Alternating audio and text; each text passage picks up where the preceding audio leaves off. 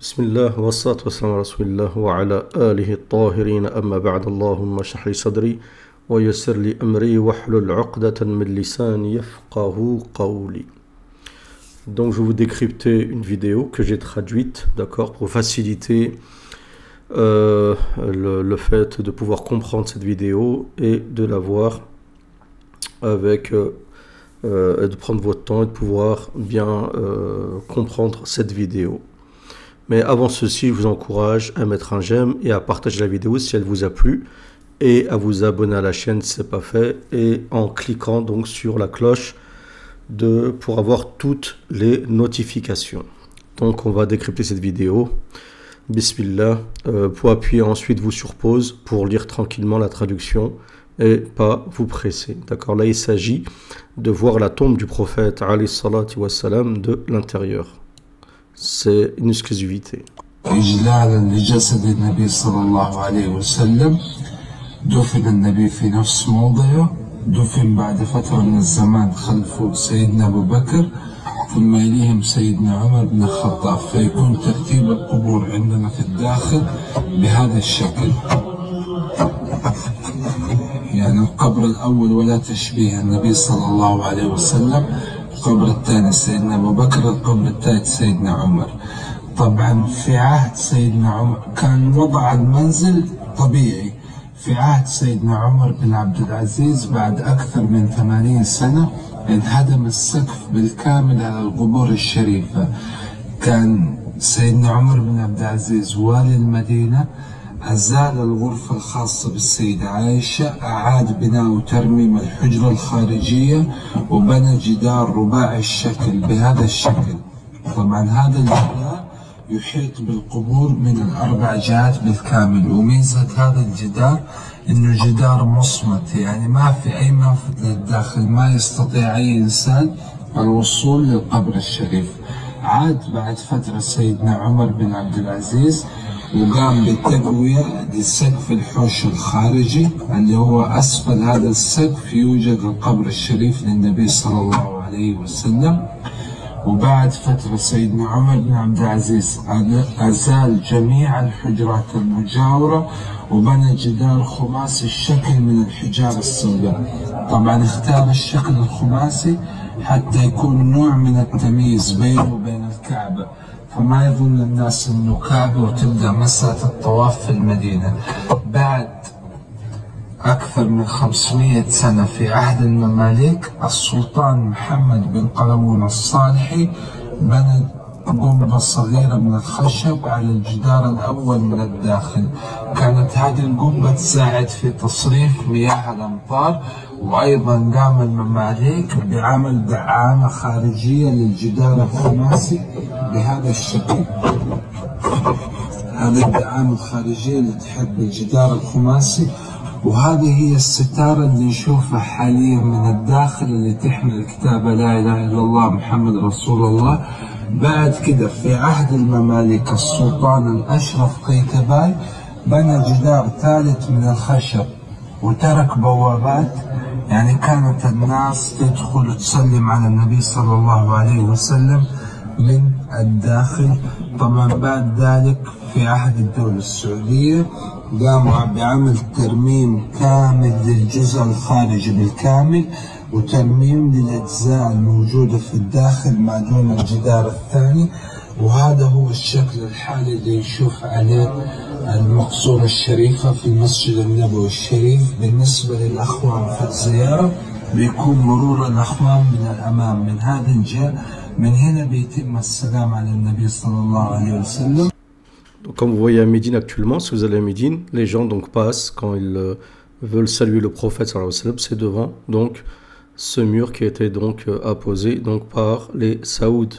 Donc les gens pensent peut-être voir la tombe du prophète sallallahu alayhi wa sallam, en fait ils voient que ce mur, le mur fait 6 mètres et demi d'après mes souvenirs, et donc voilà, les gens ne voient en fait que le mur, personne n'a accès directement donc à la tombe du prophète alayhi salam. Donc d'après la vidéo il n'y a pas de porte, mais je sais qu'il y a une porte qu'on appelle la porte de Fatima. Je ne sais pas si la porte de Fatima donne lieu directement, donc on va dire c'est la possibilité de voir soit la qubba, la petite qubba, ou soit la tombe du prophète alayhi salatu wassalam. Donc je ne veux pas m'avancer là-dedans. S'il y a des personnes qui ont des informations, qu'ils me le disent dans les commentaires. طبعا اللي بيستطيع انه يشوف من الداخل بيشوف الستارة الداخلية. كثير من الناس ممكن يظن انه هذا قبر النبي صلى الله عليه وسلم، لكن لا بالعين ولا بالجسد نستطيع ان نصل للقبر الشريف للنبي صلى الله عليه وسلم.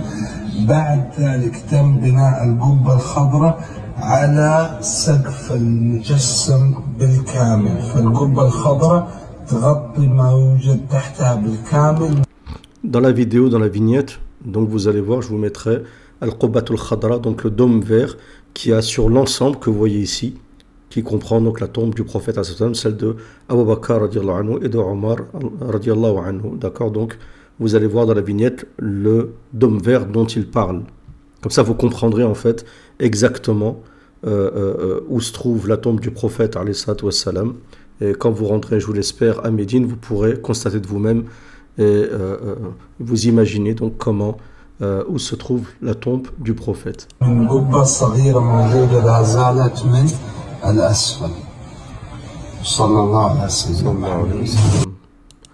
Donc voilà, donc la vidéo, elle est finie.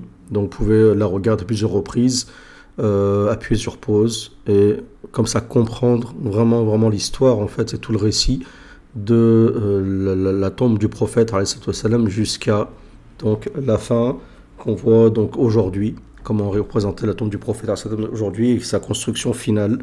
Et bien sûr il y a tout un débat à savoir que la tombe du prophète donc est compris dans la mosquée, parce que la mosquée a été construite autour aussi en partiellement de la tombe du prophète alayhi salatu wassalam. Donc la tombe est inclue dans la mosquée du prophète à Médine. Et comme vous le savez, il y a des hadiths qui condamnent le fait qu'il y ait une tombe dans une mosquée, près de une mosquée où il y a une tombe. Donc certains s'offusquent et se demandent pourquoi donc la tombe du prophète alayhi salam se trouve dans la mosquée à Médine. Donc là, il s'agit non seulement du prophète alayhi salam, mais peut-être aussi il s'agit d'un cas exceptionnel, car nous devons enterrer les prophètes là où ils se trouvent, là où ils sont morts. Mais il est vrai que parfois il y a des exceptions, comme le prophète Daniel qui a été déplacé par exemple par Omar ibn al-Khattab lors de la conquête de la Perse. Et on peut se poser la question de savoir pourquoi. Est-ce qu'il était vraiment obligatoire de construire la mosquée du prophète autour, d'accord, de la tombe du prophète, mais en sachant que le prophète a été décédé dans Al-Hujra, donc dans la chambre de Aïcha radiallahu anha, que Al-Hujra fait partie aussi de la mosquée du prophète. Le prophète dit entre ma Hujra, donc la chambre, et minbari, et mon minbar, rawdatun min riyad al-jannah, donc une place parmi les places du paradis, une place qu'on appelle la rawda. D'accord, vous pouvez la voir sur YouTube. Quand vous regardez par exemple la mosquée, tapez la mosquée du prophète sallam à Médine, vous allez voir il y a plein de vidéos qui ont été, je pense, traduites en français. Il n'y en a pas beaucoup, mais vous allez en trouver. Et vous verrez qu'il y a une place qui est très distinctive, qu'on arrive à distinguer du reste de la mosquée du prophète, ou qui se trouve donc entre la hujra, la chambre, entre le minbar du prophète et qui est une place parmi les places du paradis. De toute façon, vous voyez une grande affluence. Les gens se battent pour trouver une petite partie, s'installer dans Ar-Rawda Sharifa. Et personnellement, sincèrement, quand vous rendez là-bas, vous ressentez une baraka, vous ressentez quelque chose qui n'est pas commun. Vous sentez vraiment que vous êtes dans une autre dimension. Vous êtes dans la dimension paradisiaque quand vous vous trouvez à Rawda Sharifa. En tout cas, vous le ressentez sur le plan spirituel. Donc si cette vidéo vous a plu, comme d'habitude, vous le savez, je vous l'ai dit au début de la vidéo, donc voilà. Je vous remercie pour votre écoute et n'hésitez pas à réagir dans les commentaires et me donner votre avis concernant ceci. Si c'est quelque chose que vous n'avez pas compris, dites-le moi. Et si je peux vous répondre, je vous répondrai.